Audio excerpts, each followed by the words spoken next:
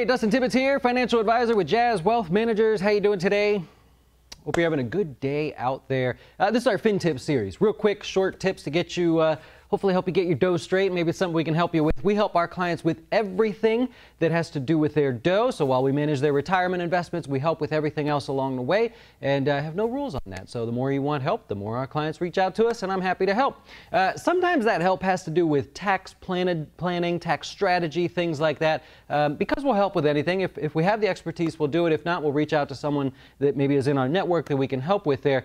Now, look, I don't know how the elections are going to play out, but there's some serious tax changes that could be in the work, whether Trump wins or continues his presidency or Biden wins there. And we don't know what tax changes may be for 2021, given how much money everybody's just spent to kind of outweigh this virus thing and everything. And they've already taken away some of our goodies, like the lifetime inherited distributions there for inherited IRAs and things.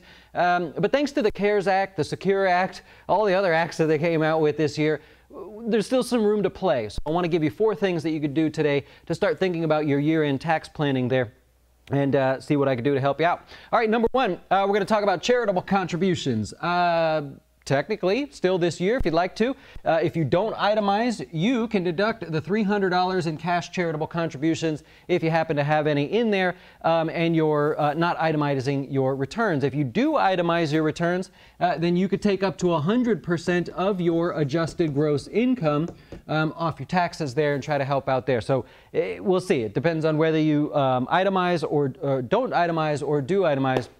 And so you might want to look into that. And that's tip number 1. Real simple like that. You got your charitable contributions. You know those got to be done by the end of the year.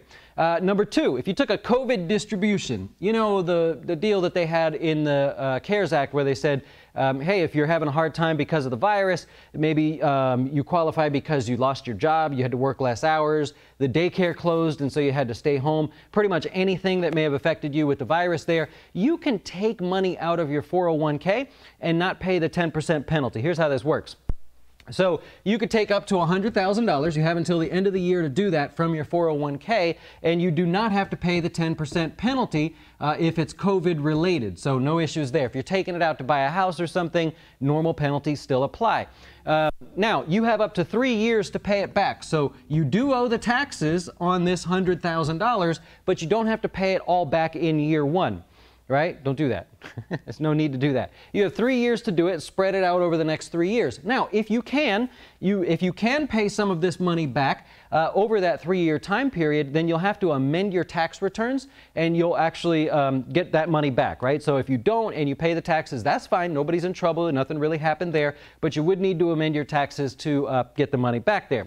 Now, a lot of our customers actually have taken advantage of what I've been calling the COVID rollover. See, there's a little, not a loophole, but a little thing in the rule that tells you you're allowed to take $100,000 from the 401k and put it into an IRA. You do not have to pay the $100,000 back to your 401k. It can be paid back to a pre-tax plan, such as your IRA.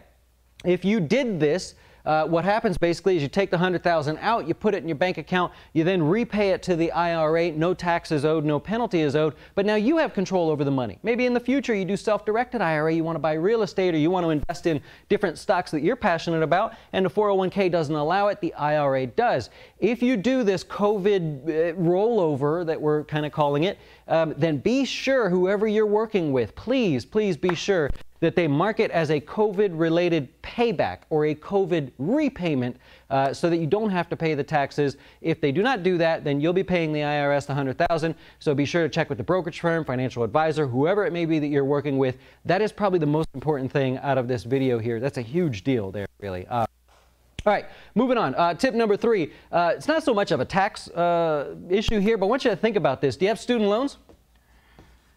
If you have student loans, most of them, you'll find that you haven't had to make payments. You actually aren't accruing interest, right? So there's no payments required for student loans. So in effect, you have you've had no bills. They've not asked you to pay. They're not increasing your balance. Nothing's happened there. However, because there's no interest accruing, if you were to make any payment, then that goes 100% towards the principal. Huh. That means you're making interest-free payments. That's something to consider there if you can. I know people have been in a bit of a tough pickle lately, so if you can't, then by all means use that as your safety net. Let them just keep not billing you and enjoy that. But if you can make payments to those student loans, you're paying only the principal. And if there's no negative to that, as long as you have the cash, so maybe check that out there. That's tip number 3. Okay, tip number 4, like I said, I don't know who's going to win the election. I don't really care. We have to prepare either way, right? There's nothing you are going to do about it or I'm going to do about it, so we have to prepare. If Biden wins, then technically on his website, his plan is he wants to raise taxes, bottom line. But one of the ways he wants to do that is not by just charging you more, so it's not like he's a bad guy. He just wants to eliminate, one of the things is eliminate the step up in cost basis. See, what happens is when you inherit an account, certain types of accounts, the day of that person's death, you get their cost basis on that day. One way to say it, let's just draw it out in case somebody has this question. This will be tip number 4, by the way, but one way to look at this, let's say grandma bought General Motors a long time ago at $5. I'm just making this up. She buys it at $5. Let's say by the time grandma passes away, it's worth $50, right? I know it's not, but let's just say it's worth $50. Well, grandma's cost basis was $5. Meaning if she sold the stock, she may owe the difference between 5 and 50. That's her capital gain. Well, the day that she passes away, you get the step up in cost basis, meaning we're not going to take hers, we're going to take whatever the value of the stock was on the day that she passed away. It's $50. So let's say the stock is trading now at 51 and you want to sell it, your capital gain is $1. Right, per share, right? So it's $1 versus over here being $46. That's a big difference, right? So Biden wants to eliminate that, where he essentially says this is your cost basis and now you owe the tax between here and here. That sucks, right? So we want to keep that in mind, that if Biden wins, that could be coming in his tax plan. So we want to start preparing for that now. How can you prepare for that now? Well, you can gift money to family members. You can actually gift $15,000 to a family member without incurring any tax on that. If you're married, your spouse can also gift $15,000, right? So that's $30,000 so far. So let's say this, you want to give money to a family member. You haven't passed away, of course, and so you're looking at this. You can give $15,000. If you're married, your spouse can give $15,000. This can go to your child, whatever you want to do. Let's say it's your kid. So your wife, give $15,000, $30,000. You don't get a tax deduction for that, but the $30,000 that you gift, they don't have to pay tax on it either. You just give it to them, tax-free, right? The lifetime limit's like 11 million bucks or something like that. Now, if this child is also married, then you can also give $15,000 to their spouse, and your spouse can give $15,000. So that's another $30,000. You're sitting at $60,000 this year that you essentially could gift to a child without having to pay taxes. Do that next year again, before obviously anything changes. Let's assume Biden wins. There's $120,000 that you could gift that will not be, you don't have to worry about any sort of inheritance, step up in cost basis, all that great stuff. You could just actually gift it to that person, and it's all tax-free. So that's a consideration there. That is tip number 4. One last bonus I'll give you there. Look at tax loss harvesting. You see the stock market wiggling around, it's down right now. You may ask your advisor, look at your account, do whatever. Can you do any loss harvesting? It now makes sense to lock in some losses. You can write off up to $3,000 in capital losses for the year.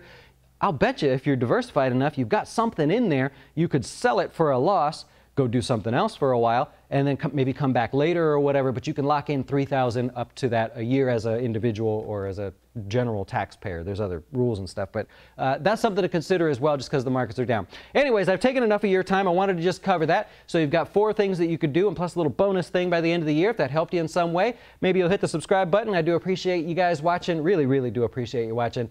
I think we're about to 100,000 subscribers. That's mind-blowing. I vividly remember when we hit 100.